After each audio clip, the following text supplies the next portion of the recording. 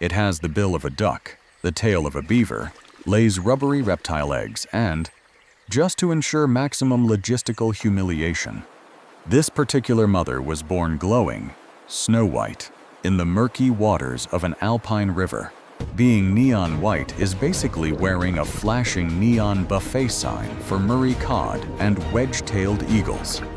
Yet 15 meters deep inside a subterranean riverbank bunker, this glowing misfit is currently running the ultimate high-stakes nursery. Curled in a tight S-shape, she is precision roasting 3 marble-sized, soft-shelled eggs against her tail at exactly 32 degrees Celsius. But her custom-built fortress has one massive architectural flaw. Platypus burrows rely on underwater siphon entrances, a watery U-bend designed to drown terrestrial home invaders. Brilliant engineering, unless the invader happens to be an amphibious, cold-blooded murder hose.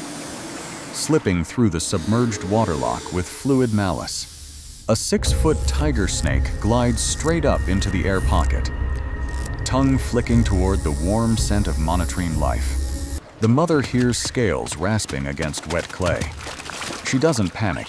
She goes full combat mason.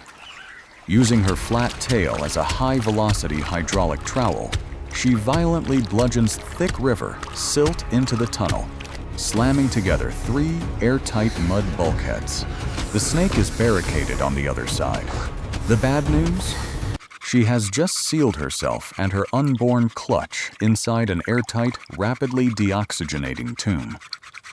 For 10 agonizing days, she holds the line in total hypoxia, rationing stale air while warming the clutch. Then comes the crunch, or rather, the tear. The eggs split, birthing 3 blind, pink, translucent jelly beans. Nature forgot to give her teats, because of course it did. Instead, she must literally sweat concentrated milk through her abdominal pores, letting her triplets lap nutrient sludge directly off her skin.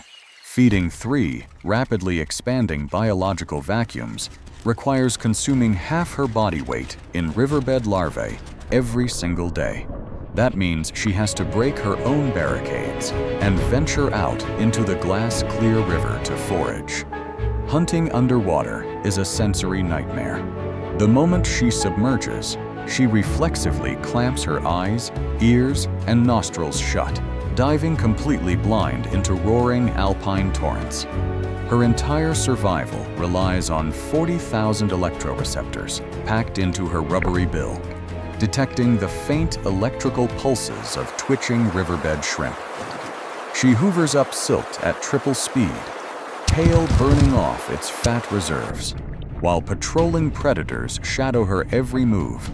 She is a glowing ghost darting through razor-sharp currents, racing the metabolic clock before her starving trio suffocates or freezes.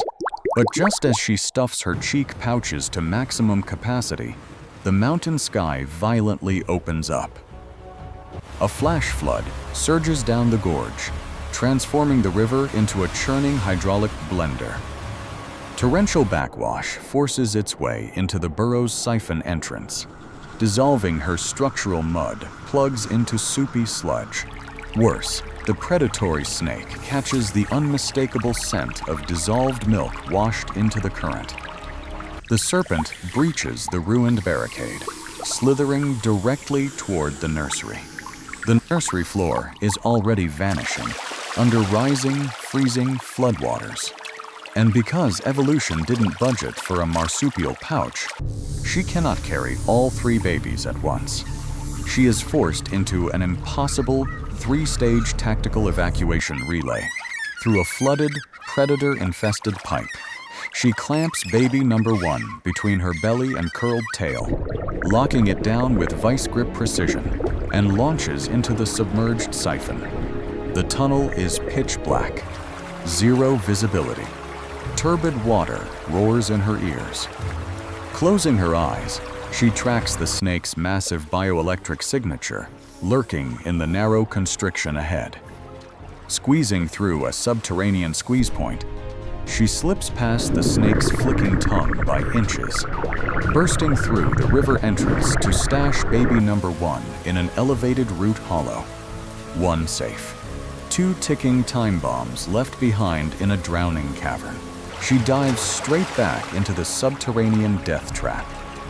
The nesting chamber is now 80% submerged, with the remaining 2 puggles clinging desperately to the final ceiling crevice. The tiger snake is already inside the chamber, its head weaving through the dark water. Snatching baby number 2 with a savage tail flick, she executes a desperate corkscrew roll. The snake lunges, venom-dripping fangs grazing her waterproof fur as she shoots back through the flooded chute. She surfaces, drops the second shrieking infant, and immediately spins around. No rest, no oxygen breaks. The final run is purely suicidal. She plunges back down. The chamber is entirely flooded. Baby number 3 is floating helplessly,